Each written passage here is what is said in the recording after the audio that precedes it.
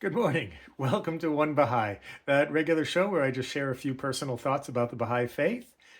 Nothing official, it's just me, one individual, one Baha'i. It's taken me 5 times to get that introduction correctly today. Crazy. But I was talking with a friend of mine the other day about tests, and she wanted to know if I was familiar with the notion that Baha'is are often our greatest tests. We test each other. And I am familiar with that. Chogi Effendi said often the severest tests come from each other. And the House of Justice clarified that when they said that this is often out of a sense of love. We want things to be as perfect as possible, as great as they can, as effective as we can make it. Just me doing this introduction 5 times before getting it the way that I wanted is one example to myself. I could find it very discouraging. But when we do it to each other, it can sometimes be soul crushing.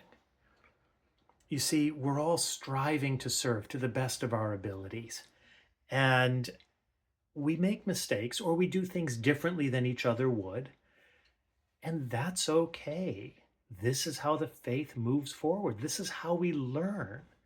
And we're told to be patient with each other. We're reminded that the faith is not so fragile that it cannot tolerate a degree of mistakes. And sometimes they're not even mistakes. Sometimes we're wrong. So the first way that people become each other's test is out of a sense of love. And I really think we need to be careful when we're critiquing someone else.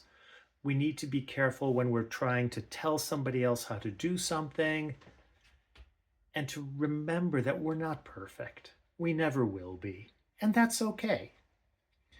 But the second thing that I see quite often is when we confuse opinion with fact. You see, I always begin these videos reminding the viewer that this is just my opinion. It's not a fact. Take it or leave it. But a lot of times, online, in conversation, even in writing, I see people stating their opinion, their ideas as a fact. This is dangerous. We need to be so aware of the difference between the two. Now, one of the reasons that this is so important is we are prone to error. And we can often take the same quote and interpret it in 2 different ways or more. And that's fine. That's the latitude we have as Baha'is. But when we think that our opinion, our interpretation is authoritative or the only way to interpret it, then if somebody disagrees, it feels like they're attacking the faith itself. That's treading on thin ice. I remember one time we were given some guidance about some action, and I interpreted the guidance differently than a friend of mine did. And I acted according to my interpretation, and that was fine. There was no problem, except that they had a different interpretation, and they did not realize that it was an interpretation. They thought that their understanding was the official guidance. And when I acted as I did, they actually accused me of undermining the institutions of the faith. That means covenant breaking, in my opinion. Opinion, not fact. But that is a phrase that I hear describing covenant breakers. And it was soul crushing to be accused of this merely because of somebody else's different interpretation. Can you imagine what that would have done to me if I was a new Baha'i?